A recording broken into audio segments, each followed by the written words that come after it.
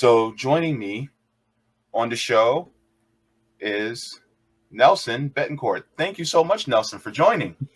Yeah, of course. Thank you very much for the invitation and looking forward to our conversation. Thank you, Yeah, James. yeah. Thank you so much for coming, and thank you for so much for coming a little bit early. One of the things that I wanted to discuss, and I was actually we were put in touch by Roger Meadows, who is a friend and watcher of my channel, and you're here in Orange County along with me in Orlando, Florida, right? Right. Yeah. Right. And so you guys were actually talking, and you guys actually met for a conference about public banking.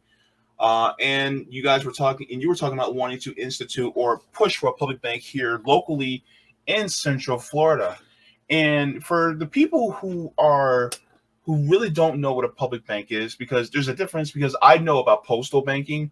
I heard it went away back in the 60s, but if you can kind of juxtapose what's the difference between that and a public bank, as well as go over some of the advantages and disadvantages of what a public bank would mean for especially for local communities. Right. Well, first of all, to start a public bank it's a financial institution, and it's different from a regular uh, private bank that deals with making loans to people for cars and houses and student loans and that sort of thing. Okay, a public bank is a public institution that is owned by can be owned by a city, by a state, by a county. I live in Orange County, Florida, just like you do, and I am interested in having Orange County have one of these entities. Now, the difference is that a public bank, in our case, would only dealing with uh, developing infrastructure projects, right? You wouldn't be making loans for cars and houses and loans to students, et cetera, et cetera. Okay. So we need to keep that very separate, that it's only for financing infrastructure things, hospitals, roads, bridges, water facilities, uh, transportation, affordable housing. Hmm. Big problem.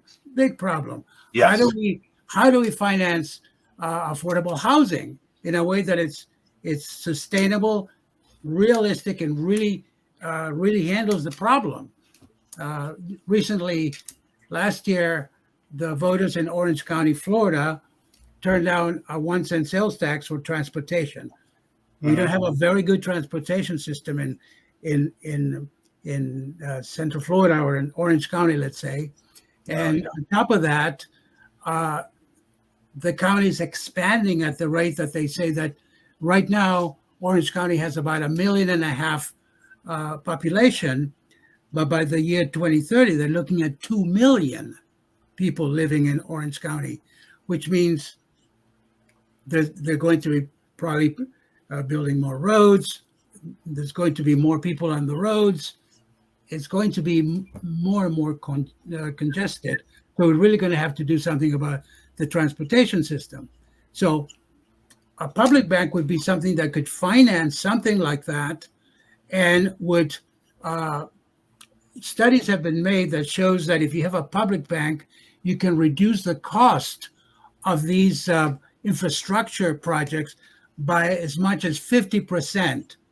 Yeah. Hmm. In other words, half of what you pay to build a road is interest that you pay to the banks, you know, for having the money to build these projects. If Wow. you want to build a bridge, et cetera, it's you're paying interest on the loans that you make to build these things. Well, if we had our own bank, we could save ourselves 40 to 50% of all that interest, you Hmm. know, and so because we're able to do that, one of the advantages of having a public bank is that we can reduce the cost of building all these things, all these projects, and at the same time we can save a tremendous amount of taxes. In other words, for those people that are very conservative, they're always talking about, taxes are too high. This is one way to reduce taxes. Mm-hmm. But for those people that are concerned about more like issues, social issues, Mm-hmm. like, people having a decent place to live, people having good jobs, people having schools, et cetera. We can build these things without going into hawk to Wall Street banks and paying a ton of money on top of that. Yeah. So it's a win-win everywhere for a lot of people, Mm-hmm. and so that's why. And the beauty of it, and one of the reasons that I love public banking is because everybody is really for everybody, whether you're conservative, whether you're liberal, whether you're Democrat, Republican, it helps everybody. Mm-hmm. And in my case, I especially like it because I think it really helps the working people, which is a majority of our country, is Mm-hmm. working people. And God knows we need more and more and better jobs and better paying jobs for working people instead of what we have in Central Florida, which is notorious for having very low wages for workers. Yeah. One of the things that, and just to put a pin on this, from what I recognize is that postal banking and public banks are two different entities. So, postal banking would mean you personally, as an individual, go and open a savings account, checking account, you take out loans. Yeah. So basically, it's a person-to-person financial institution Mm-hmm. that is ran by the community or by the government. Where back then it used to be ran by the post office that we had. I think until 1963. I think it was, or maybe 67. 1967. Yeah, postal banking ran from 1911 to 1967. Mm-hmm.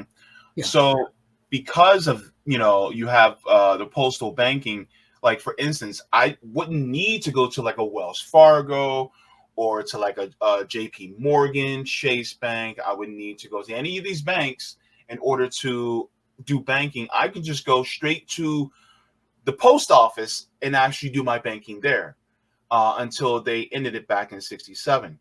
The Mm-hmm. difference with a public bank is that this is what the municipalities, both city and counties and even states can utilize in order to create infrastructure or to fund different projects for the state as itself. So one of the things that, and it's kind of crazy when I think about it, but I just learned within the last year how banks actually make money.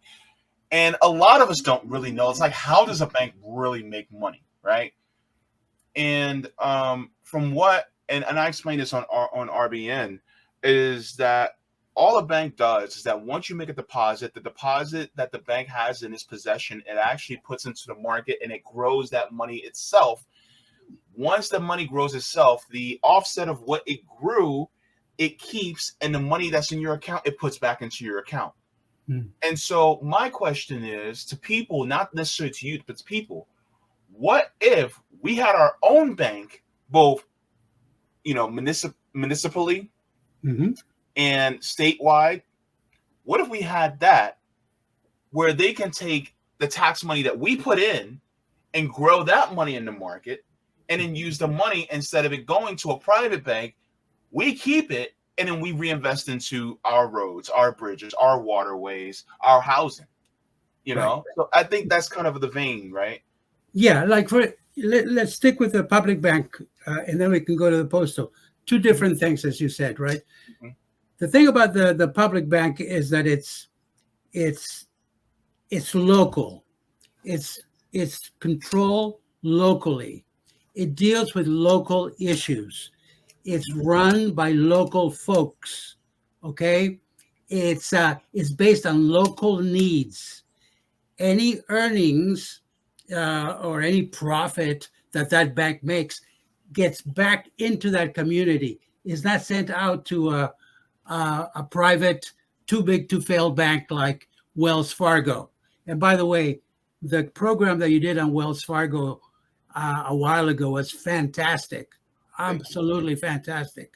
And it just so happens that Orange County banks with Wells Fargo, which is an entity that is notorious for, this. Just this year alone, they paid another almost $4 billion in fines, besides the $3 billion that they had to pay back in 1998 for opening up all those accounts that people didn't know about. Now it's because they've been,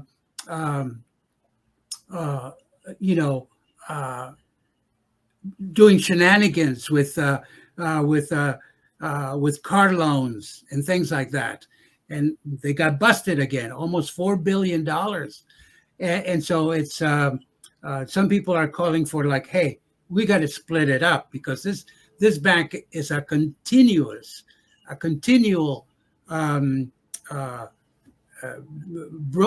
breaking the law continuously, right? And so here we are, Orange County is doing business with this bank, and sometimes you get public officials talking about ethics and so on and so forth. And that should be like, why are we doing business with a bank that continues to be, brought to the carpet because of their illegal actions and activities? But that's another reason why I think Orange County needs to take a look at having its own public bank. But the most important thing, to get back to the issue of public banking locally, is that it doesn't have shareholders, not like a private bank. A private bank, if that bank makes money, then it's distributed among the shareholders. A public bank does not have shareholders. It puts the earnings back into the community where the bank exists. In this case, it would be Orange County. So it has to do with the values of our community. It has to be with the needs of our community. It has to do with keeping things local. It has to do with having better control over the bank, which means that governance of a public bank is extremely important. And there's a lot of transparency. There's more transparency in a public bank than one of these big banks. We don't know who's who, or they're far away, and they can do what they want with the money that they make. So here we are. We're putting our monies into these big, too big to fail banks. Let's stick with Wells Fargo, which is the local bank. And what they do is they take all that money, they disperse it among the shareholders, or they invest it in mass incarceration, in jails, weapons, oil and pipelines. I don't say there's anything wrong with oil. I don't happen to be this person that, you either have green energy or you have oil. No, I think we need to transition. But I do believe that we need to be putting more money into green energy, green manufacturing, because those are good jobs, great jobs. And those are the kinds of things that a public bank could be financing, which are not being financed by these other big banks. Oh, another one, nuclear weapons. I am an anti-nuclear activist. My dad died of nuclear contamination after working in a nuclear test site in Alaska. Wow. So I don't want my money to go to a bank that invests money in nuclear weapons. In fact, we need to get rid of them, in my opinion. Just to add to your point, I wanted to share this as well. This is from the corporate accountability. Talking about, referring to Wells Fargo, it says they owned at least 162 slaves during their time. The Bank of Charleston had similar practices, accepting a minimum of 529 slaves as collateral for loans and mortgage properties. When slave owners defaulted on their payments, the bank would seize ownership of some slaves. This this bank has an incredible record. I wasn't aware of a lot of that in the past, but here they are. They continue to do this criminal activity, and that's why they keep being busted. And I don't think we should do business with corporations that are abusing the uh, uh, public good, because that's what they're doing. Okay, because they are literally undermining the law in this country. They're undermining our communities. They're undermining our financial system because they're really poisoning it by doing all these illegal things. So I think that public banking is like going back to like being very conservative, to very conservative banking, but this time with the idea that this money is going to stay locally and this money is going to serve our needs, what we need in our specific community, right? Um, and, uh, and I think it's a people talk about a win-win situation. This is win-win-win situation for everybody. And my only concern is that um, public officials really need to wake up to this reality. You know, they really need to wake up to this reality because, the future financially doesn't look very good for this country right now. Uh, Another problem that we're facing, especially after the collapse of these three or four major banks recently, is that we're looking at more and more consolidation of the banking system, which means that a lot of community banks, small community banks, are also being lost and taken out by these big banks.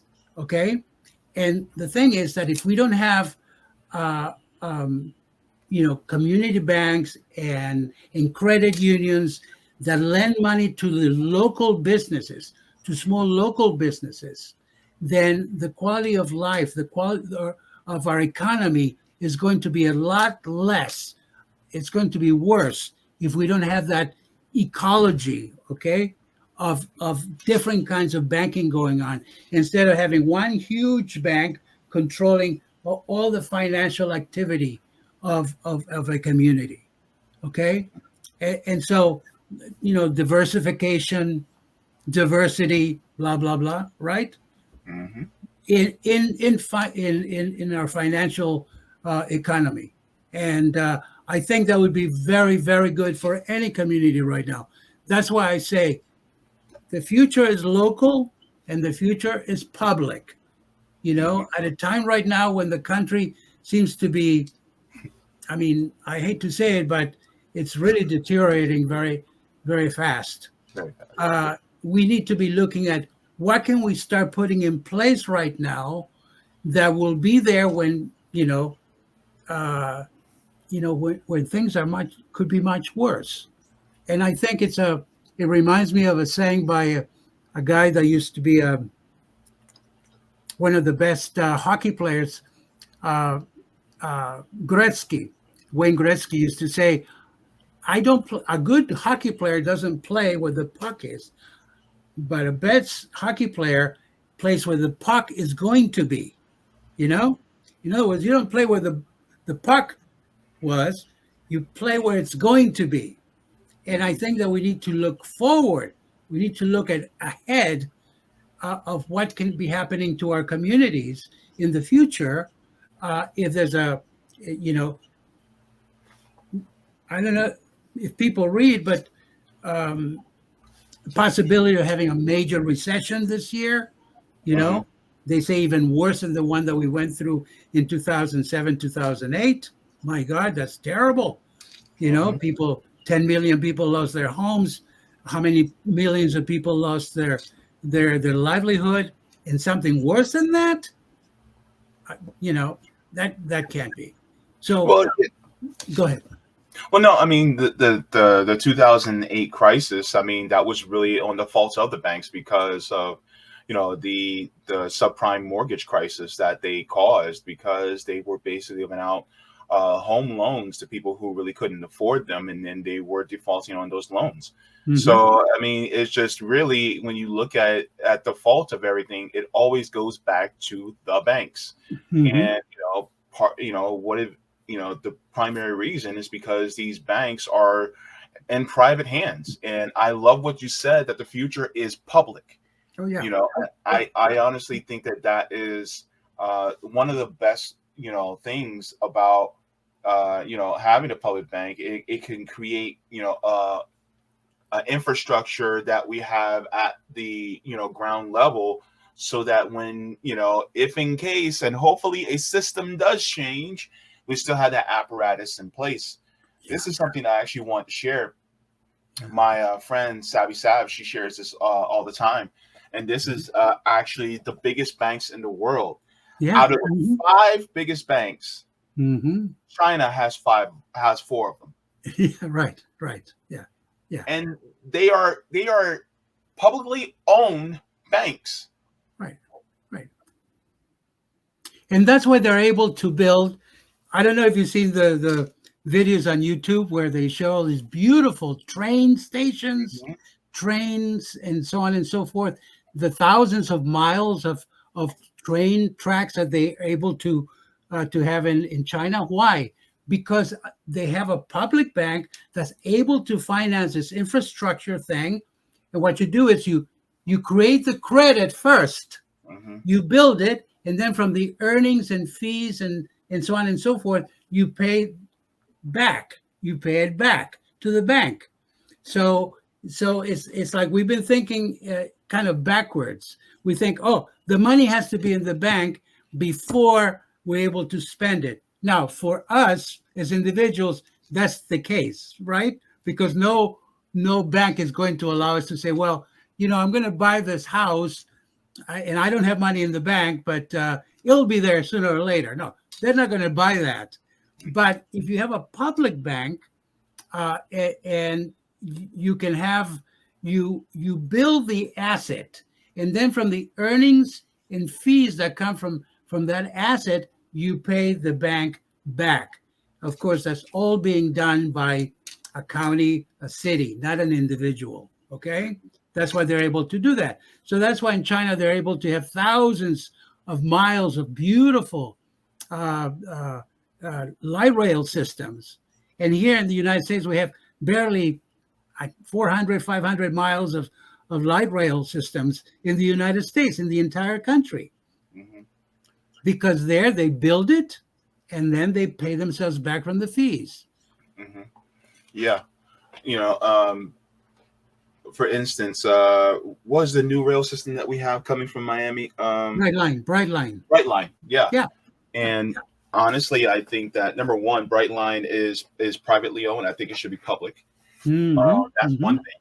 But on top of it, if we could fund a high-speed rail, like if we can have a high-speed rail system here in Florida, I think that would be something that would be phenomenal. I mean, think about a high-speed rail system that goes from Miami, Miami-Dade up to here to Orange County, and then goes over to Lake County, Osceola, as well as Volusia. I think that would be amazing. But the thing is that they're going to say, well, we don't have the money, when in reality, we could have the money if we had a public bank, so that we can have more high-speed transit. I mean, look at Sunrail. How long did we wait to get that? Right. Yeah. And, we can do that. It's not like we're inventing the wheel.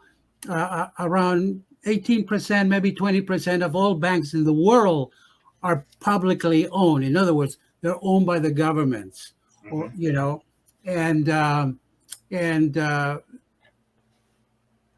so it's a question of like,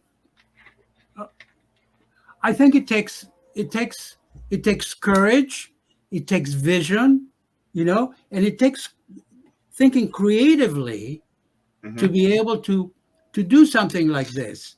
But I think that as long as our representatives, our politicians, are more interested in representative, moneyed interests rather than the people that they were, there to represent, which is the majority of us, right? I think we will have a more difficult time getting them to understand the need of these kinds of changes that need to be made. But they need to be made. I mean, that's what I'm working on in Orange County. But go ahead. My question, I don't want to be the Debbie Downer, but this question is in my head, and I know it's going to be in other people's heads. Yeah. And you talked about the issue of money in politics. Mm-hmm. No doubt that there are people who are at the top, and by people who are at the top, I'm talking about the powers that be, that know the benefits of a public bank and how it would mean for people. And really, it would help. It would be more of a combatant against the system or the status quo. How would we be able to shift, the focus on getting something like a public bank off the ground, when in reality they wouldn't want something like this because it means it helps people like you and I, John Q. Public. Mm-hmm. It wouldn't help them. It wouldn't really benefit them because the system already benefits them as is. Right. Well, first of all, yes, you're right, and that's why it takes a long time to you and I can look at the viability and the sustainability and the justice and the beauty of a public bank, what it could do to people. But these vested interests, if you will, they're not interested in that because obviously it opens up the game, for all of us to participate. Mm-hmm. But you know what? That's a fight that we need to have. We need to be, if more people were really interested in fighting that kind of wall that does not prevent us from having the capacity to have better jobs, to have a better quality of life, then that's why they keep us fighting each other over insignificant things, over sexual things, over abortion, over all this, all these like very personal things. They keep us fighting each other over these things instead of like the big thing.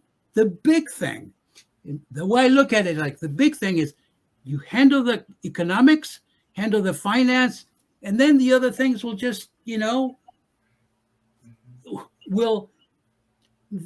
will open up the space for people to really communicate about these issues instead of fighting each other, which is what we're doing with all these social problems. We need the space to be able to talk to each other, to really listen to each other. But I think in the back of this is the fact that our lives are so constricted by I need a job. I need to stay in this job because if I lose this job, I think if people had more space to be able to know that they could get a decent job, that they could feed their families, that they could, if they wanted to have a good education, that they could have the wherewithal or the means to go forward with it, that I think that they would have more time to be able to explore these other more all these other, like racism, poverty, all these other things, that we could really sit down and talk to each other, that we would have more time to do that. But as long as we keep fighting each other over these things, we're not going to really fight the elephant in the room. The elephant in the room is the fact that, the economy has been taken over, finance has been taken over by these big guys, and they don't want us to have any of that because that's our freedom. I hate to say it, 80% of our life is work. The other 20%, is sleeping and so on and so forth. So 80% of the time, we're struggling to make a living. A lot of us, Most of us, yeah. In fact, just to add to your point, I put out a tweet. Was it yesterday? I said that if you're making under $65,000 a year, you're actually living in poverty. People don't want to accept that. Yeah, because we have made the notion of living in poverty as a moral failing, when really poverty is just a systemic failing, because you need a small, tiny group of people at the top you need to have poverty in order for a small, tiny, group of people at the top to be at the top. And so that's something that, I think that people really need to wake up to, because once they realize that this is on purpose, then it's like, okay, we need to change the system fundamentally. One of the things that I actually wanted to bring up as well, and this is interesting, because you're talking about financing or using a public bank, for us to kind of get off of our shoulders a lot of what weighs us down. One of the things I think about is housing. And there's a housing first model that's going on in Finland right now. And what about places like here in Orange County, Florida? Like, what if we had a public bank that funded a housing first model, so that housing is a right, so that people don't ever have to worry about being housing insecure? Right. I think things like this would be interesting. Just the first paragraph or so, it says, utilizing housing first concept, Finland has been able to provide its homeless population with small apartments and counseling without preconditions. As a result, the country reversed conventional aid, emphasized the importance of stable living conditions, and saw a sharp decrease in its homeless population. Right. Yeah. So if you want to speak to that as well. Yeah. I mean, it's like, let me quote you something that I think Martin Luther King said, that, we basically need to change our values from a society that where we're looking more at the material aspect of it, to where we're actually looking at a people. I was reading about it today. If I could find it, I could read it. It's a beautiful quote by Martin Luther King, that we really need to change from a society that is into things to a society that needs to be more in tune with people, right? That we value people instead of things. Here's a quote: "We as a nation must undergo a radical revolution of values." This is Dr. Martin Luther King talking. "We must rapidly begin the shift from a thing-oriented society to a person-oriented society. When machines and computers, profit motive, and property rights are considered more important than people, the giant triplets of racism, materialism, and militarism are incapable of being conquered." It's like, fundamentally what we're looking at in this society, it's a radical revolution in values, and we don't even have to call it radical. I'll give you another quote by Bob Moses. Bob Moses was one of the colleagues of Dr. Martin Luther King. In 1964, he used to say, "We're not here to bring politics to our morality. We're here to bring morality to our politics." Right? And so what that means is that we fundamentally, what this whole thing is about is a spiritual evolution or revolution, if you want to call it that. But we need to start thinking in those terms to be able to resolve this problem. There's absolutely nothing that cannot be resolved if we do it from a spiritual foundation. And I don't mean religious necessarily. I mean from deep within, from taking a look at this as being a person-oriented society to a thing-oriented society. That's what I mean by spiritually.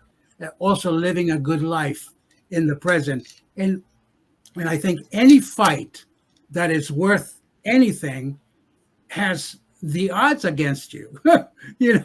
So in this case, regarding the public banking issue, there's going to be people there that are not going to go with it.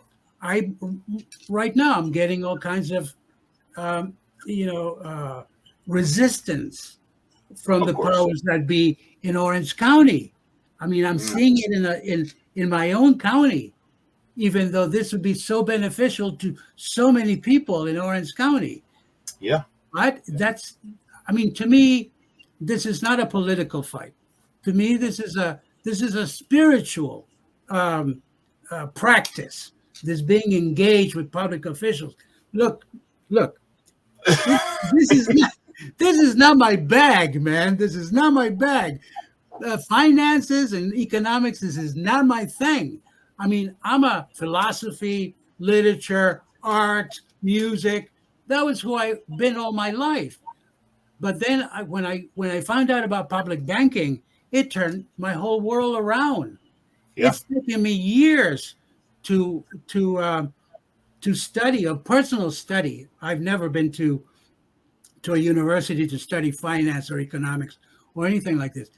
Personal study and attending seminars and conferences and things like that to bone up to understand what this is all about, to understand banking and all this stuff. But it's because I do want literature to thrive. I do want artists to thrive. You know, I do want people to have they want a good education, to have a good education, whatever it is that they want to do. Yeah. And Of so course. where where where nothing is, where the first thing out of somebody's mouth is like, well, we don't have the money. Oh, where are you going to get the money? That to me is so superficial. That to me says that you really haven't deepened the conversation to really understand, what's really needed. You Hmm. know, so when somebody says to me, "Well, where are you going to get the money?" It's like this person is putting the cart before the horse. You know, no. Hmm. You first of all, you really have to understand the necessity and the value of good education, of good paying jobs, of happy families, of Yeah. good quality of life. You have to understand the value of those things, not Hmm. how much it costs. It's the value that we Yeah. need to put our attention on, you know, Yeah. and realize that, we it's like we live in a we live uh, in a world of abundance. We Hmm. really do. And I'm not trying to be religious about this thing, but to me, we do live in a world of abundance, Oh yeah. but we ourselves are blind to it. We don't see it, you know, and Yeah. we need to start seeing that and be willing to share, be willing to work for it, and be willing to fight for it in many Hmm. ways, because it's a challenge, you know. Oh, absolutely. I mean, well, one thing you're speaking to is that we have this myth of scarcity within our country, that Yeah, there's not enough. When in right. reality, it's like this. It's like going to a banquet, and at the banquet table, one or two people have almost all the food at one side of the banquet table, and you have everybody else that has to share a half a piece of pie. Right. And it's like, well, no, you guys know. And here's the thing, and I don't mean to scare you, but the revolutionary in me says, well, how do we get the money? Well, we go to the people who actually stole it from all of us at Windermere and Isleworth, and seize it. Like Mm. that's the revolutionary in me that goes like, no, that's not their money. They stole it. They took all that from surplus labor. That's our money. So therefore, we need to take that back, and then also implement a public bank so that we can actually be able to fund the infrastructures that we need for ourselves. Because a lot of people don't know this. I live on the bad side of John Young Parkway. All right. Mhm, I'm in mhm, the Americana area, where mhm. it's basically, you got Orange County Sheriff's Office here day in, day out, all the time. Mm, And why is this neighborhood like this? It's mhm. because it's the poverty aspect. Poverty breeds crime. Yeah, And yeah, so the thing is that really we are victims of a system that has been built for just a small few people. mhm. So to be honest with you, part of me sees a public bank as part of the fight in order to change this system fundamentally from the ground up. And it's Yes. not the end all be all. It is just one of the tools in the box that we can use in order to really change it from the ground up. Yeah, Just like, yeah. for instance, I had to applaud China for its public banking institutions because they were able to also instill the Belt and Road Initiative, which is also helping other countries in order to build up their infrastructure. Right. And so then it also puts into our minds, it goes, well, if we can make, our system more public facing instead of profit facing, on a small level, like here in Orange County, Florida, can we expand this to Florida, the entire state? Yeah. Can we expand this to multiple states or even to the entire country? And so, like I'm coming to the conclusion that revolutions are not one thing happens in a 1 week and then it's over. Is that some of these times these things need a slow start, but as boulders go, when they go down, they start off slow, but they start to pick up speed. Yeah. And so I want the ideas of, people truly, the public really owning the means to come into fruition. And so I just wanted to add that into what you were saying. Yeah. And James, and the other thing about it is that sometimes it's like the society changes and a window opens where when you first started maybe doing something about an issue, that window was completely shut. You say, well, how could this ever be? Right? But then societal changes happen and all of a sudden a window opens and the thing that you've been working on all of a sudden has relevance, fits, is exactly what's needed and wanted. It's you're at the right time at the right place at the right time.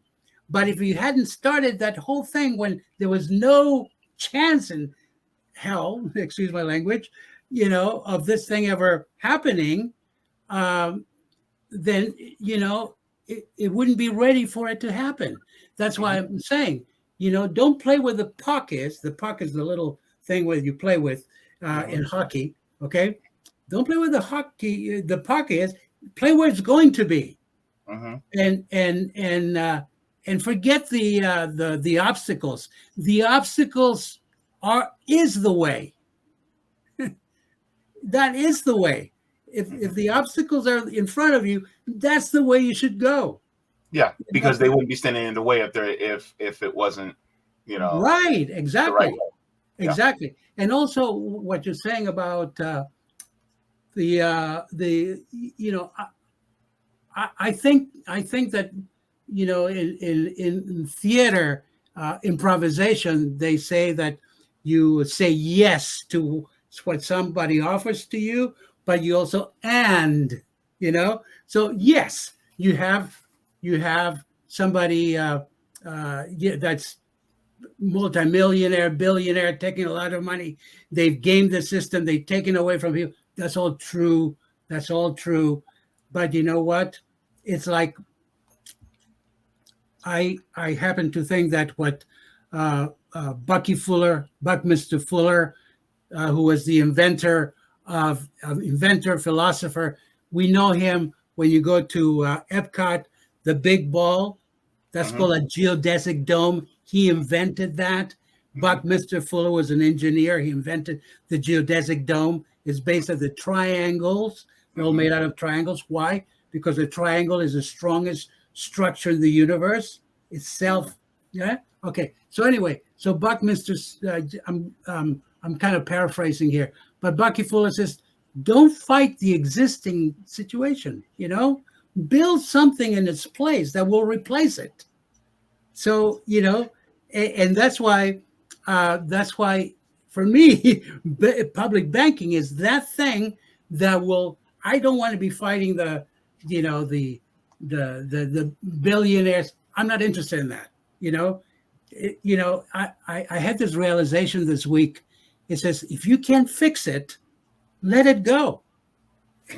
And just put your energy into something that's really positive, productive, where you are free to just give it your all. Because if you get into just reacting, you get consumed in it. You often get burned out, and it might even lead to just hating more than loving, And you gotta have love on your side, on your sails to push you forward, because there's going to be plenty of obstacles in the way anyway, you know? Well, actually, you just made a case for dual power. Yeah. And I go back to, like, for people like a lot of people look at, the young lords, the young patriots, and the Black Yeah. Panthers. Yeah. They did was that they built dual power outside so that people go, I don't need to go to these institutions that are ripping me off. I can just Mhm. go to this people power institution and utilize them. And as that grows, it shows, okay, we don't necessarily need these people who are pulling all the wealth and energy out of us. We Right. can just have our own thing over here and let that grow, instead of having the system. It's like you're fleeing the system, so if you don't use it, you lose it, right? Right. Yeah. So if you don't use this system, you lose it. And so Yeah. I think that's something that is great, because we can have a public institution like a public bank, Yeah. and on top of it, we start doing things outside of these private banks and things like that, and utilizing them, and it can grow from there. Yeah. And the thing is that it's something that we can see, touch, feel, smell, right? If we build a bridge, if we build a highway, if we build affordable housing, if we have green manufacturing, if we diversify our economy here locally, if we preserve some of the land, in Central Florida, that we can use for, to really enjoy, right? Instead of just paving it over, right? I mean, that's important. I think that's important for our quality of life. Then it's something that I think that we can feel more invested in it, and we feel that, and it's real, it's tangible, instead of kind of depending on whether some big bank in New York is going to lend us the money to build something that we need. And then if let's say if the powers that be locally feel like, well, that's not necessary, we don't need to build affordable housing for the poor on this side of town, or we don't need to build parks for these people in the south part of town. We just need to build a more beautiful uh, park, a business park in Winter Park, Yeah, right? like they actually need it. Right, right, exactly, right. So in other words, it gives us better control. I guess I'm a super freak about control, but it comes with knowledge, right? And responsibility. That's another thing that I find that this is why this is beautiful. I think that as citizens, we really need to have a sense of responsibility to be citizens. To me, calling yourself a citizen without responsibility is an oxymoron. It doesn't fit. It doesn't work. You have to be responsible. And I think that by if you support public banking, you are being responsible not only for yourself, but for the lives of other people. And that's a beautiful thing. That's what I mean by spirituality, caring for others. That in a nutshell defines for me what spirituality is. Just caring for other people, we need to take better care of each other. That to me is what whole spirituality is about. And that's what I think in the long term is what is going to help us break through all this conflict and all this dissension and all this bickering and all this stuff that is going on. Because guess what? That's what the powers that be want us to do. They Yeah. want us to keep us in that treadmill, fighting those stupid games that are not going to lead the majority, the greater number of us, the common good, forward. And so we need to kind of wake up to that reality. Public banking is a beautiful thing. It's worth fighting for. We need it. I would like it to be Orange County, Florida would like for it to be a model for the rest of other counties. And like you say, James, you know, eventually, that's why I want to see.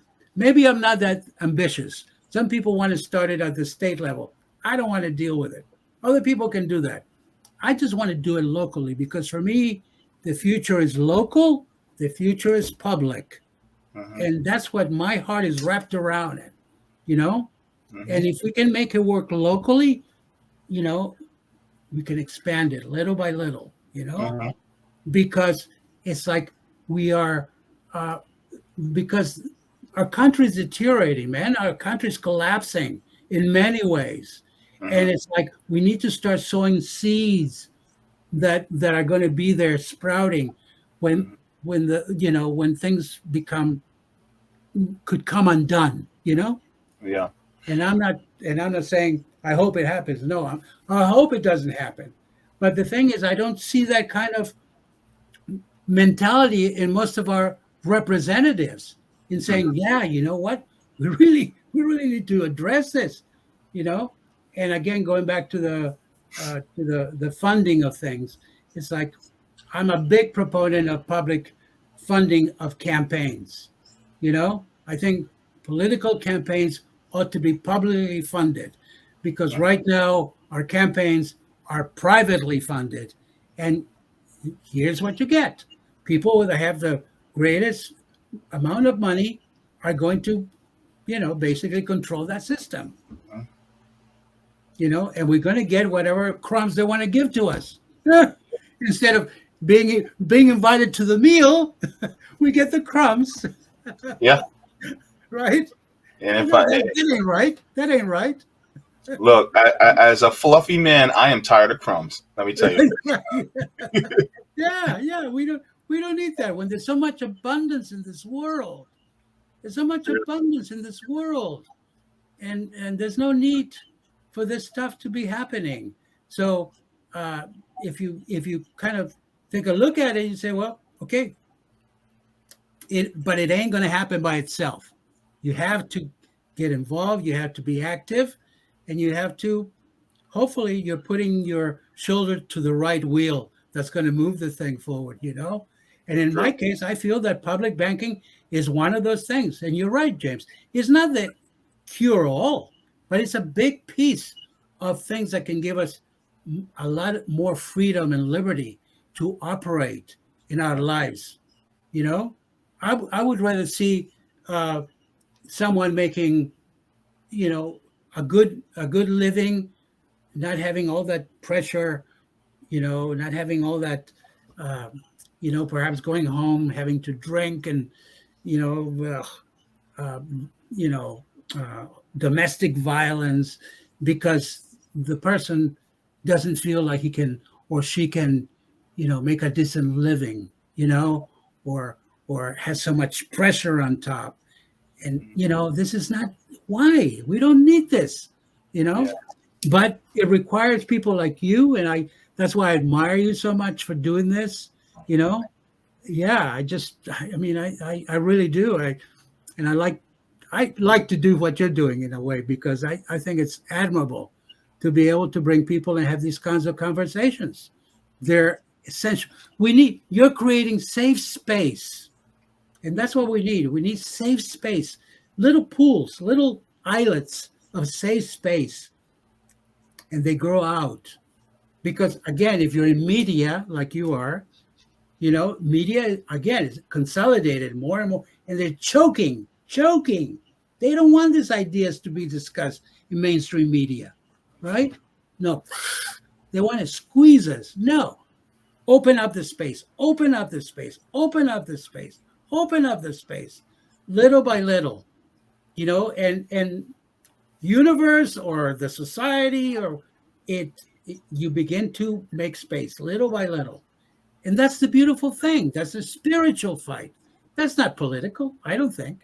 I think it's, if you're doing it for the right reason, which is to like make it better for other people, that's a spiritual fight. That's a spiritual fight. And that's the beauty of the work. And that's the beauty of the work. Yeah, you just spoke to something that I say quite often is everybody talks about public response. I'm sorry, everybody talks about personal responsibility, but nobody talks about community responsibility. There you go. There you go. So There yeah, you go. Yeah. just you had shared this article a few weeks back, and I just want to get into this as well. Hmm. Uh, it says, "Can public banking save the financial system and prevent consolidation and a credit crunch?" And I found this really interesting Yeah. because this came out last month. It says on Fox Business, Shark Tank's Kevin O'Leary, aka Mr. Wonderful, which I don't like him at all, Hmm. touted North Dakota's remarkable pro-growth environment with the nation's fastest-growing GDP per capita. So it says, while Kevin O'Leary praised North Dakota for its pro-business policies and oil and energy production, he also praised the state for its sovereign public bank, which may seem antithetical for a Reaganite conservative. Kevin O'Leary deserves scrutiny for being the paid spokesman for FTX after previously calling crypto garbage, but it's nice to hear a pro-business conservative make a free market case for public banking. O'Leary, who opposed the bank bailouts, considers public banks a more fiscally responsible alternative for putting the taxpayers on the line for reckless banking decisions and a moral hazard. There is also much less risk of bank runs with fractional reserve banking, where banks are only required to hold a fraction of deposits. Right.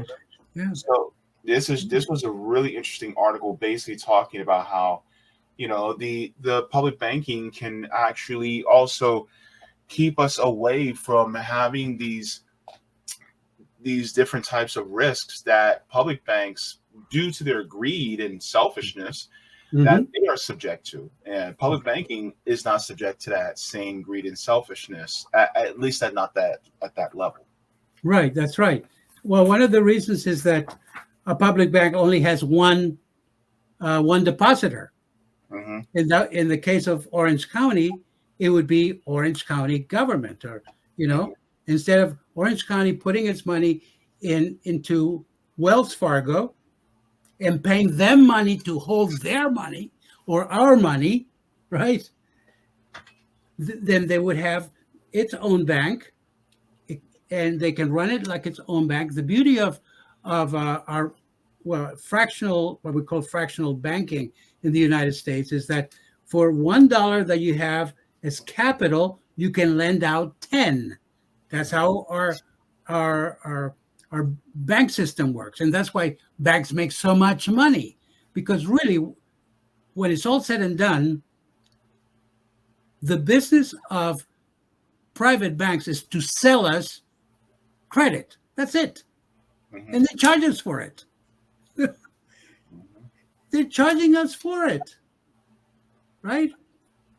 So what I'm saying is like, wait a minute, why don't we take back that power and use it for ourselves, for what we need, for Hmm. our local needs and things that we value?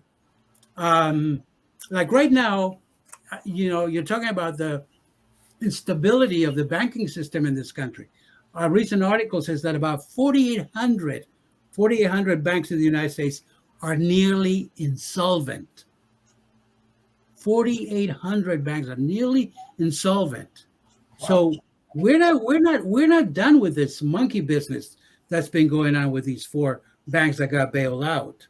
And that's why, if you read, there are people still talking about, we haven't seen the recession that's coming yet.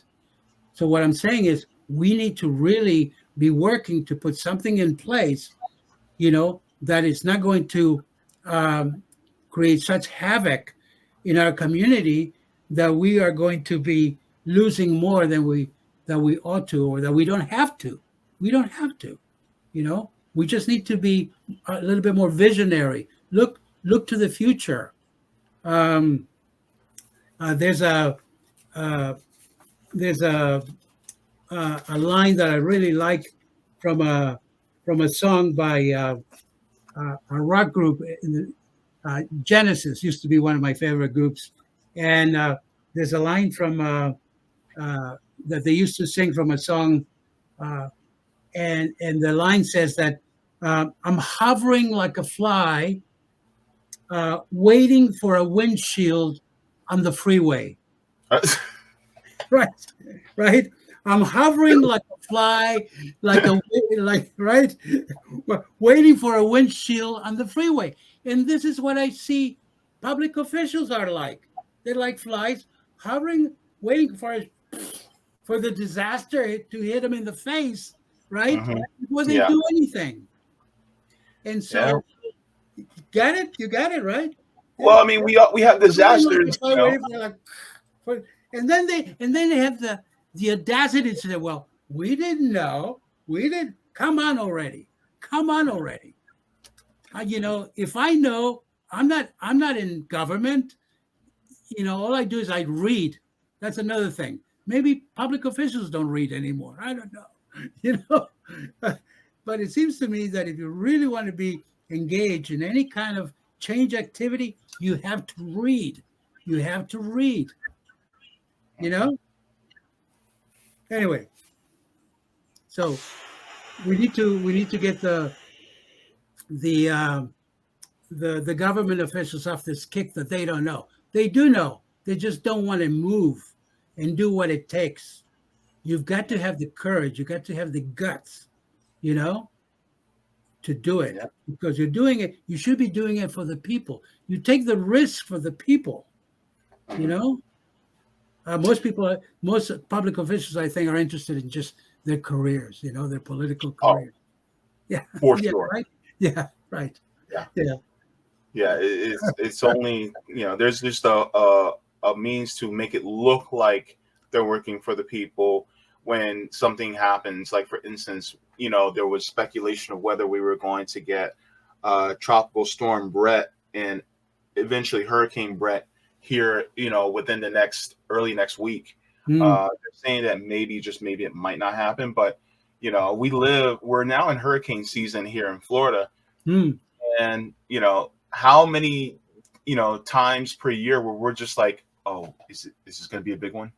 mm, mm, And we're sitting mm. here like, look what happened, in the southeast. I'm sorry, the southwest. Mm, What happened with the last hurricane. I mean, look at the neighborhoods, how they were completely destroyed. mhm. And so, you know, a public bank or some type of institution like that could Yeah, be a huge lifesaver to help. absolutely. You know, Absolutely. Yeah. one of the things you were saying is about, Let me just say something about that, James. As a matter of fact, you bring up this disaster thing. In North Dakota, experienced that kind of disaster. And because they had a public bank, they were able to, first of all, like people that had mortgages and things like that, they were able to, you know, the Bank of North Dakota has been around for 103, 104 years now. So they're able to do a lot more things because they've been able to, now they've been very successful. Their return on investment is like 20%. It's almost like 20%. That's wow. unheard of, right? Unheard of, right? Because they manage things very conservatively and they manage things for what needs to be done for the people of that state. Um, but they had a disaster. They were able to, stop charging people their mortgages. They were able to make loans to people that needed loans for like 2-3%, and not this god awful 15-18% that most banks would probably charge, right? Because they have that flexibility. They have that flexibility with a public bank. We could do the same, okay? And I'm glad you brought that up, but that is another thing that is great about a public bank. It gives us the flexibility. It also gives us the flexibility to be able to make loans where big banks stop lending to small businesses, Mhm. right? A big bank would never forgive your mortgage until you're back on your feet. They'll never do that.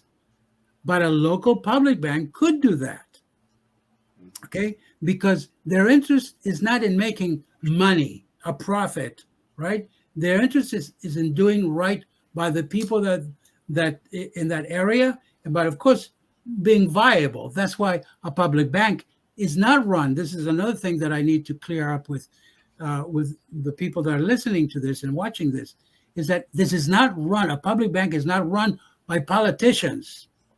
is run by bankers, people that know banking, the mechanics. They know how to run a bank. Okay, and yes, there's very strict governance. There's board of directors, et cetera, et cetera. There's community representation. So people that are thinking, oh, public bank, they're just going to give our money away. Heck no. In fact, there's going to be more controls over a public bank than there is over a bank like Wells Fargo and JP Morgan Chase. Look, I mean, I don't know if you've been reading about JP Morgan Chase lately. I mean, those guys are paying, they're going to be in really deep trouble with this whole Epstein thing. I mean, gross, gross, gross. Ah, Ooh, boy. ooh, man, yeah. And so, Yeah. yeah. And so why do we want to deal with this kind of crap? Yeah, we why don't. No, we can keep local control. We can do more things for the people that need it locally. And we need to be doing it at a lot less cost than these too big to fail banks are making us, do. Yeah. One of the things that I also wanted to talk about, because you said, about taking power back, Yeah. it's, as the saying goes, power concedes nothing without a demand. They never have and never will. Exactly. The thing is that demand needs to be so strong that it may have to come to something more drastic. And my thing is like when it comes to something like a public bank, you know, it's almost kind of like a litmus test. And it's not necessarily a litmus test for people like you and I, or the people that's watching, because they typically know what the powers that be, and I say that in a phrase as the corporate dictators, they are the ones who use the state as their tool in order to push whatever they want. But when it comes to trying to implement something like a public bank, you're going to have the banks that are going to catch wind of this. They're going to try to stop it. You're also going to have the insurance companies, because what if we do have a natural disaster and you're able to get your behind saved by a public bank versus having to go, with any of these, insurance companies. Let's say your house gets flooded, and you don't want to have to go through your insurance through Farmers. Well, you go through the local public bank instead, and then they actually end up helping you out with your, home infrastructure. Well, of course, companies like Farmers and all these other banks and financial institutions, they're not going to like that. So they're going to try to stop you any which way they can. And my thing is, it's like, if this is going to be something that if they stop it, the noise has to be made as loud as possible to say, look, we tried. We tried. Now here's what you need to do. Yeah. And it may get to a point where, and look, I'm starting a chapter here where we're going to be focusing on mutual aid. And so it's going to be really just, bare knuckles, building dual power so that people can depend on something outside of this system. And I feel like this is a way to show people that, yes, we can actually implement something like this, but those oligarchs, those corporate dictators, will not stop until we heal, and we will not. And so it's like, okay, so what are we prepared to do? And so I feel like it's kind of it's kind of like the hippo on the log in the middle of the river, where it's surrounded by alligators, and the mother's just standing back and watching, and is going, okay, I dare you to actually make a move. And then once you make that move, then I'm going to use my jaws to snap you in half. And I feel like the public bank is kind of like that. It's like, okay, let's try it. Mhm. but I dare you guys to do something. But I trust the snake to be a snake. I trust the banks to be the banks. I trust the insurance companies to be the insurance companies, Mhm. and I trust them to get in the way. And it's going to be kind of like used as a cudgel to actually, encourage more people to be activated to build dual power outside of the system, because that's the only way I can see. And the thing is that I'm counting on being them, but I also want the public bank to succeed, if that makes any sense. You know what I mean? Mhm. So Mhm. it's like I want it to happen, I want it to succeed, but I'm also counting on these powers that be to be who they truly are. Yeah. I mean, you're being realistic. Realistically, this is not a walk in the park. Okay. It's like there's an author I like very much. His name is Karl Alperovitz. He says, if you want to be in this game, you got to be willing to throw at least a couple of decades on the table. Yeah. I've been at this for 10 years, James. 10 Wow. years. Okay. I, I'm willing to do the whatever it takes. 10 more years, 15, 20 more years, whatever it takes. It means that much to me. So, so I'm under no illusion that this is an easy thing. But if it's worth fighting for, uh, if it's worth, this is where the squeeze is worth the juice. you know, or the juice is worth the squeeze. I should say, Either way, I'm because thirsty. yeah, and I think it's really worth the fight, and it is a fight. But again, um, a lot of it is getting other people to find out more about it. But the other thing is, again, uh, circumstances around the issue opening up and and uh, and creating the conditions for something like this to, be more readily accepted. In other words, those conversations that I'm having nowadays with these public officials in Orange County today they may say, "Oh well, they could be very, uh, they may not see the use of it." I know at least a couple of them that are really, they really would do something, but they're keeping on the QT right now. Mhm. But uh, but I know that when people lead, politicians will follow. Mhm. Is my opinion that sometimes the community people have to lead the charge, and then if you're winning, oh, they want to be in front of the parade, right? Oh, I've always been, for this kind of thing, right? Yeah, somebody's got to do it. Somebody's got to do it. Um, um,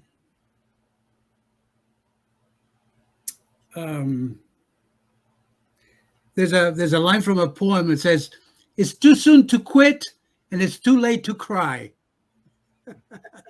In other words, this is going to take whatever time, and I don't have time to cry about it, that it didn't happen before.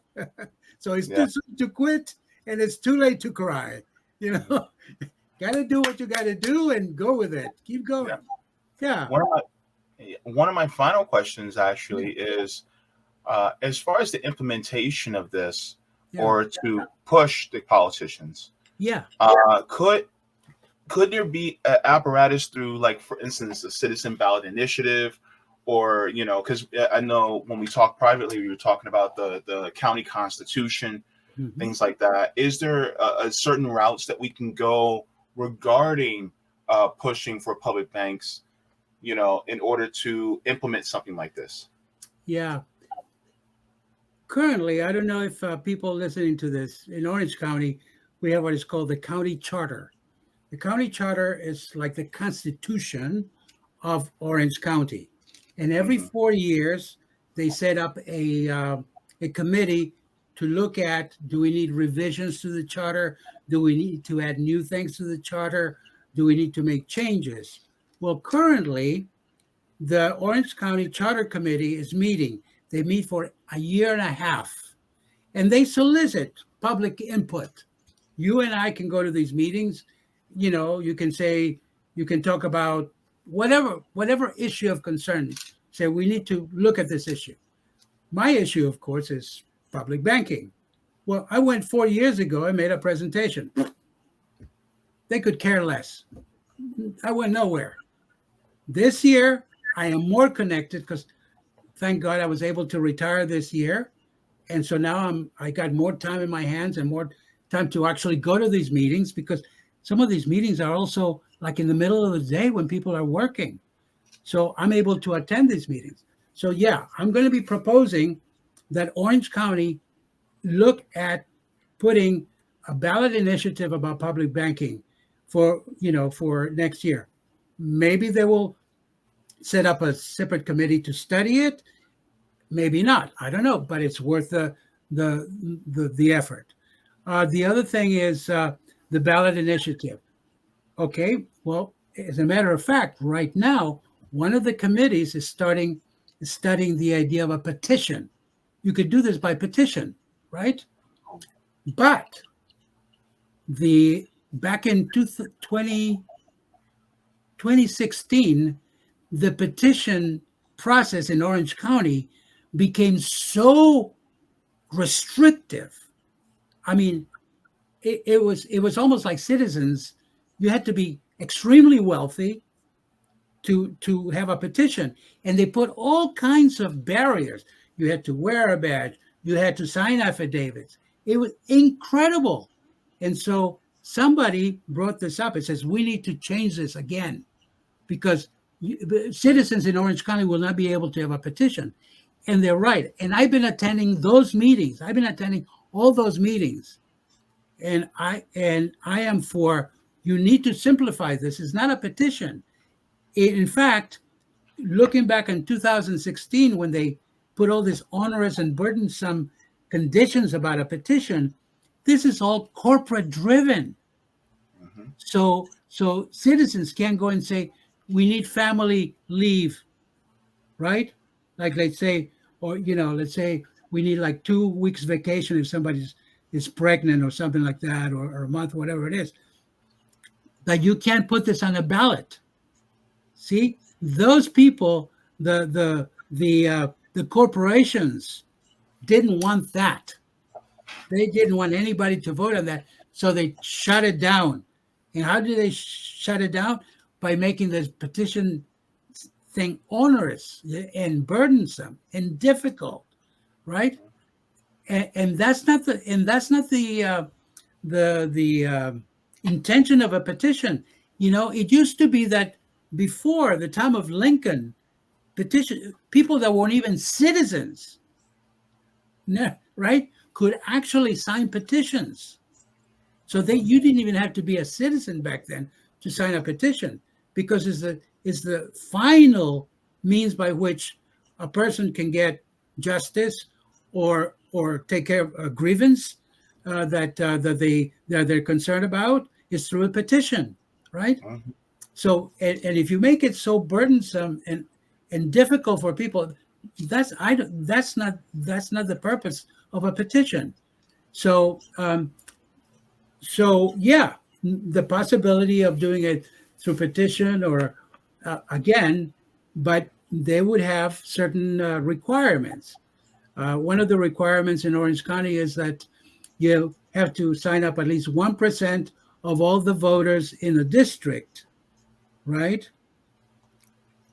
Then you have to have, it's just incredible the number of hoops you have to go through in order to do that. So that's one of the things that this committee right now is studying and, pushing back basically to say, no, we need to simplify this again, because this is not fair. The other thing that is being explored, by the way, by the charter committee right now is expanding the number of commissioners that we have in the commission right now. We have 6 commissioners and 1 mayor, so we have 7 people. Yeah. If you divide up the number of the population that we have in Orange County, which is like 1.5 million, that's almost like 243,000 per commissioner that they have to represent. And so what this other committee is looking at is like expanding it, 7, 8, 9. And of course, they have to do a lot of research, the costs involved. Are there other counties that have the same thing? Blah, blah, blah, blah. So there's a lot of stuff, but they have a year and a half to do this. I've been attending both of those meetings, each one of them. Those are the first two committees that they actually started with. But on, I think it's the 17th of July, that committee is going to be coming to my district, okay? Because the charter committee is actually going to different districts. They just went to District 4, and before that, they went to District 6. And they all come out and listen to the citizens. So on the 17th, I'm going to go and I'm going to speak and say, I want you guys to consider, there you go. These are the folks. Yeah. They just had a District 4, Maribel Cordero. They just had it. Before that, Michael Scott. They went to his district. Then my district is coming up, District 3, OLeary. That's going to be the 17th of July. I don't know if where the others are at, but I think they've done District 5 as well so far. But anyway, those are the folks. And so the idea would be to expand this commissioners to maybe 1, 2, maybe 3 more, right? So those are the kinds of conversations that are happening. And most people that are not tuned to local government may not know, wow, you mean this is going on right now? Yeah, it's going on right now. And you can bring any of these issues to them, and and then they will vote after they set up a committee. They'll study, boom. Then the commission will then this committee will go in front of the whole, not the county commission, but the commission that's been designated, which is I think there's 18 in that commission, if I'm not mistaken. And then they will vote to say, yeah, we're going to put this on the ballot next year in 2024, right? So we'll see what come out of that. I'm hoping that maybe that they will look at the public banking thing, especially since they see my face at every meeting. They know that I'm highly motivated and highly interested in the process. Whereas in 2016, I didn't know that was going on. So now that I'm aware of it, yeah, we have to simplify this thing, because this petition thing is completely unfair, completely unjust. Yeah. So just to let the folks that are listening to this, and James, if you ever have a chance to come to any of those meetings or anything like that, or maybe even interview somebody for your program, this is the stuff where citizens can really make a difference, and it's local government, and so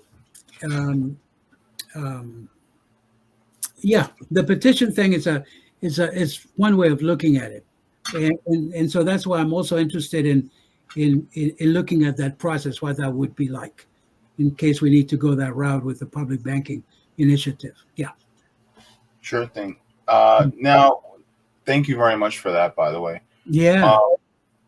I just have a couple of comments in the chat that I would like to get to, if you have a little bit of time. Yeah, sure, man. So going back to some of the early parts of when you first arrived, Hobo Rody says every supermarket used to cash your check for you every week. I remember doing that at Publix. You go to a Publix, if you had a check that you wanted to cash, you can do that. So, but that's not the exact same as a postal banking, but. Right, exactly. Yeah. To get back to the postal banking idea, is that probably if you had an account with a credit with a postal banking, right? You could cash a check, right? Or you could even have your company deposit the money to your postal bank account, if we had a postal banking. And I'm all for postal banking, right? Yeah, absolutely. The next one is this is a great point from Ryan Wagner. He says it's almost like public infrastructure pays for itself. It does. It does. It does. Because look, we build the roads and then we have these tolls, Mm-hmm. right? And by the way, this the system we have right now is highly unfair. For instance, Orange County folks have paid for these roads that we continue to pay money on. Mm-hmm. We've already paid for them many times over. But guess what? That money that we continue to pay is going to build roads somewhere else or somebody else in other counties. Why should that be? Why should that be? Why? What? And if we had if we had it set up so the infrastructure is paying for itself, then we could, instead of paying the interest to the banks, we lower our own taxes. Maybe there could come a time when we don't even have to pay for toll roads or toll fees, because you know what? The bank is doing so well that we don't have to have that kind of income coming in, right? Mm. You see? Yeah. What will that do? I mean, I think businesses would be interested in an area where you can have that kind of thing where it doesn't cost so much to have a business. Yeah. I think maybe we could build our own internet, right? In Orange County, right? That's another thing that I wanted to talk about too. Yeah, right. Yeah. Yeah. Right. What we could do that if we had our own public bank, because those are exactly the kinds of things that a public bank can actually finance, right? And I mean, imagine you don't have to pay all this exorbitant amount of money for internet, and yet businesses are able to benefit from it. Small businesses, students are able to do that. How many students during the pandemic had to stay home, didn't have internet connections, right? Got further and further behind on their studies. I mean, look at all the benefits of a public bank, because you know what? Wells Fargo is not going to finance our local internet. They're not going to do that. And if we decided to do it, it would cost us an arm and a leg. No. Like I said, 40-50% more of what it would cost. Yeah. And whether some of our politicians will have enough guts to actually propose it, that's another thing. They will need to stand up spectrum for that one. Yeah, you're right. Exactly. Right. Exactly. And as long as our elections are paid for by private interests like that, then we're going to say, no, I don't want to go against that. I want some money for my election from these companies, from these corporations. Yeah. One of the things I was actually talking about, and this is in the same vein, is me and my mother were talking about our electric bill, and it has gone up quite a bit. Yeah. So, like for instance, you're caught in between a rock and a hard place, because for our county, you either have OUC, which is Orlando Utilities Commission, Florida FPL, Florida Power and Light, or you have Duke Energy, and you have to choose, and you don't get a choice. Wherever you live, that's who you have. And so you don't actually have a choice. And so I think it's the Tennessee Valley Authority. Yeah. Tennessee Valley Authority, which they actually have their own public utilities that is community owned, which for us, a public bank could actually pay for. And so the only part of your bill that you really have to pay for is operations, maintenance, and I think for emergencies, that's pretty much it. Yeah. And your bill is significantly lower than what it would be. The same thing can be done for municipal broadband, because I've had Ron Pacone on here a few times, and he talks about municipal broadband. So, there you go. Yeah, exactly. The possibilities are there, and I think that it's just a question uh, of looking at all these tremendous benefits that public banking could bring to our community. Mhm. I this The reason why people have misconceptions about public banking is because they either don't know about it, Yeah. or they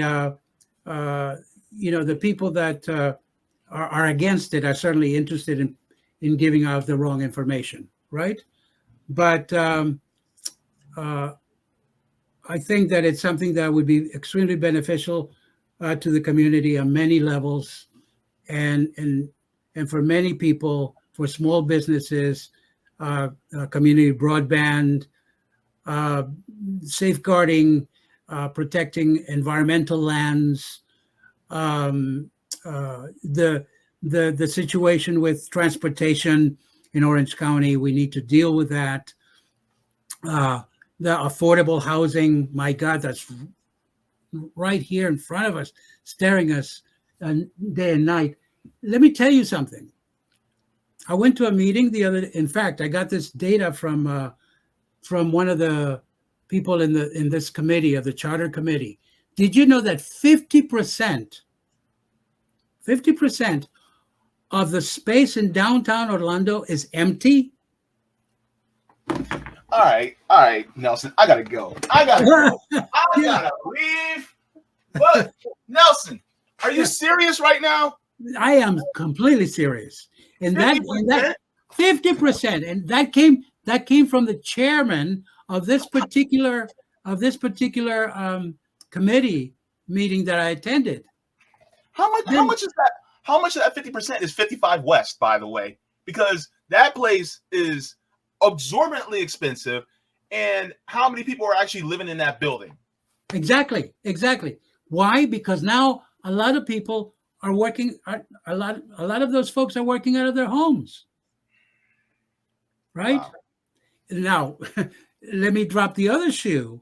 Oh gosh. The other shoe is that a lot of those folks that own those buildings are going to be in a quandary trying to pay for those properties, which means that we could have in the next recession, we could have the real estate market, right? Especially this kind of not residential, but what do you call it? Business uh, uh, uh, could be in a real trouble, right? Yeah, right, exactly.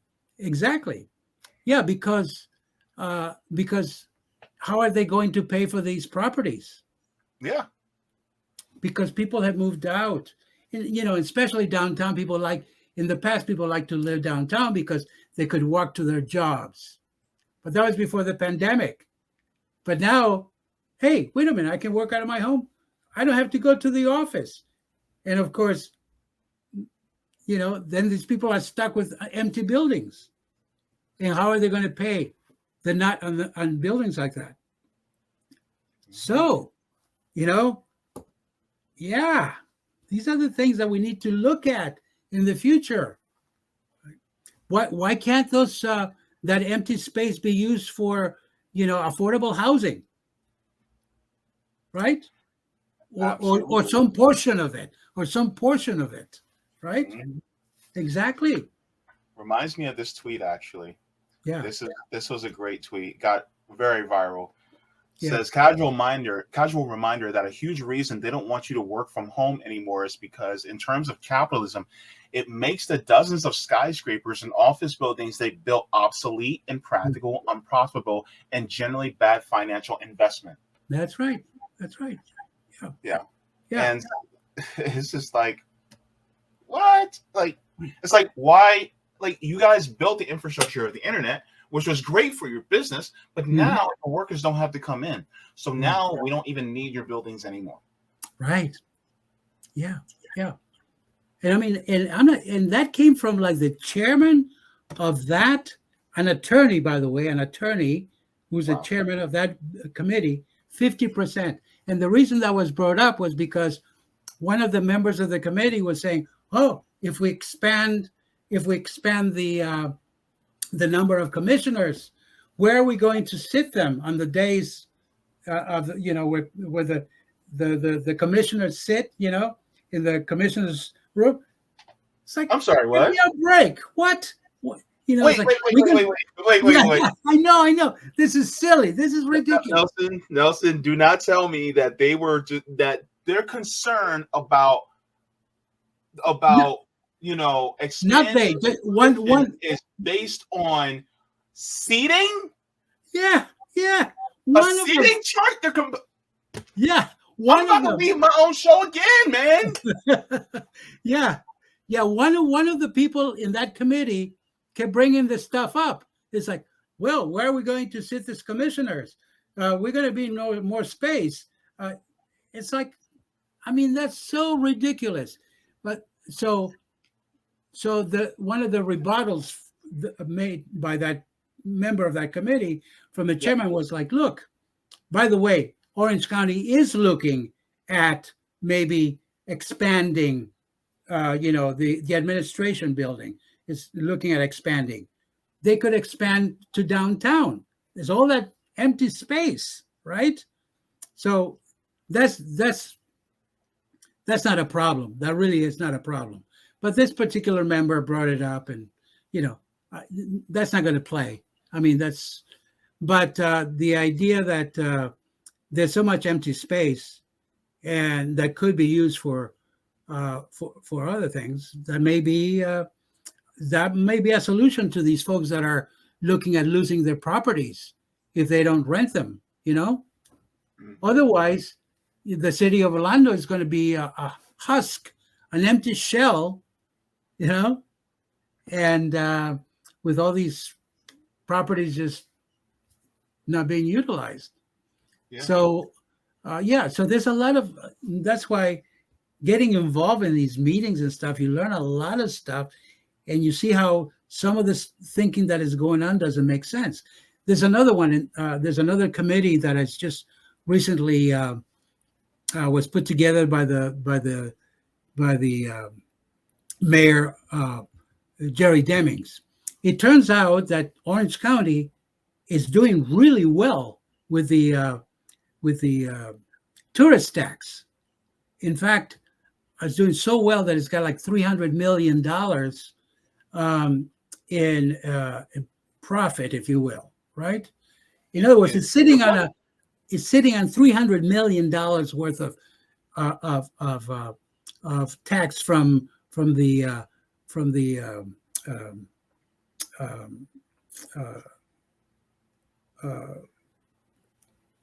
visitors tax, or whatever you call it, right? Okay, whenever people come into our community, they have to pay taxes for their beds and to buy food, to rent a car, et cetera, right? These are what it's called the tourist tax, right? But by law, Orange County can only use that part of money for only certain things. It cannot use them, for instance, for roads. It can't use it for public housing. It can't use it for building clinics. It's limited. I think it has to invest in promoting more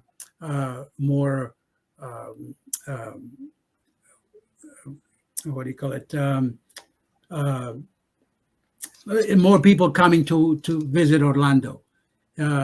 It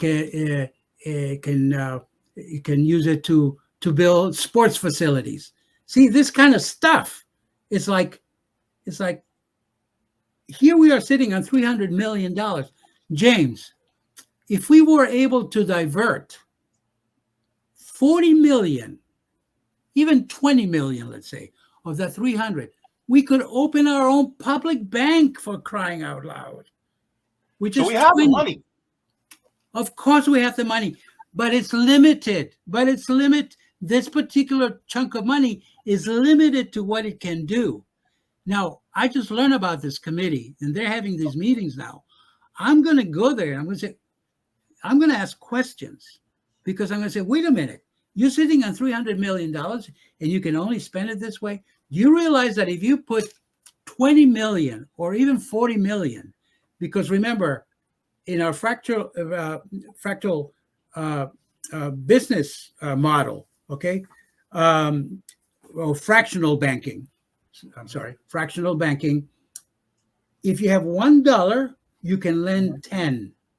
That's how fractional banking works. Okay, so $40 million, you can lend $400 million. Wow.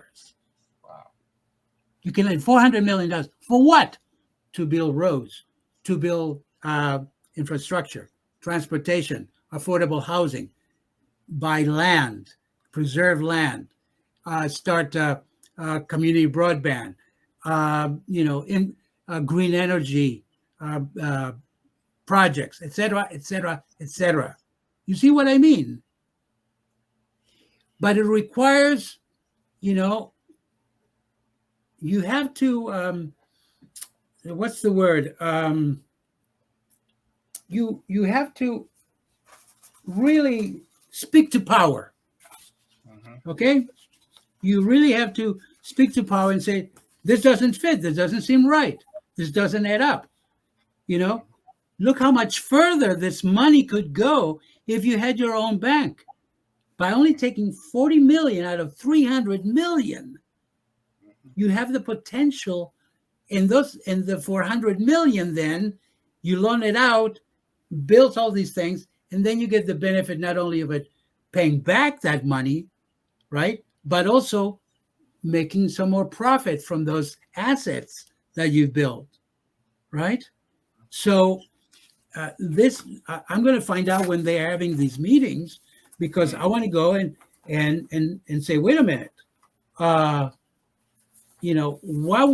would prevent you guys from? And I know this is going to be, that would be a fight, because that would be a fight with the state legislature, right? And by the way, this is a conversation that's been around this community for a long time.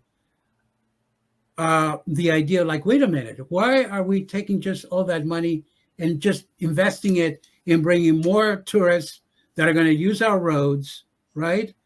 That are going to just create jobs that pay very little, not too, low wages, right? Yeah. In other words, this money is just going to benefit the guys that already have the money. Yeah. Right. And so we need to, we need to speak truth to power, You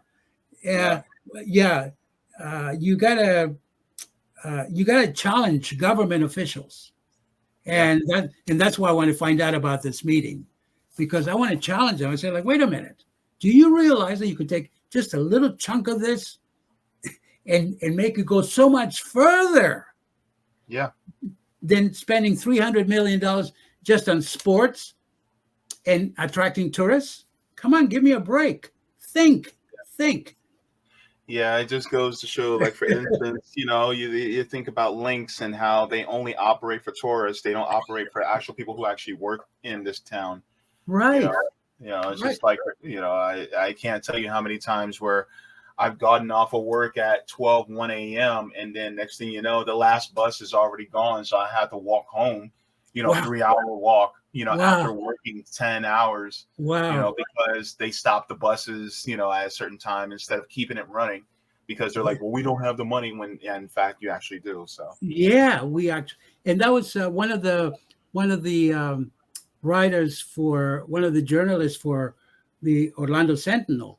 That's one of the things that he keeps writing about, is like, why should this tax only benefit the people that are already benefiting from it? Why can't we, open it up and use it for some other things?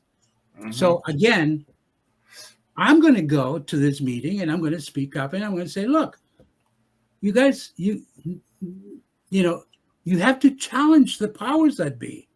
Yeah. Otherwise they just think that you've crowned them instead of elected them. That's another thing. You know what I'm saying? We elected them. We didn't crown them.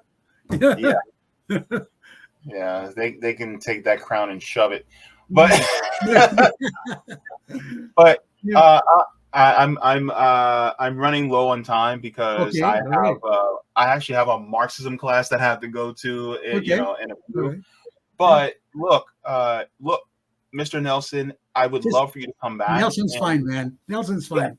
Yeah. No, I love it. and come back and talk about if once you are able to attend these meetings, come back and let us know about Sure. your findings as well, because Yeah. I think this would be very interesting, because people, it's not just for me talking about Orange County.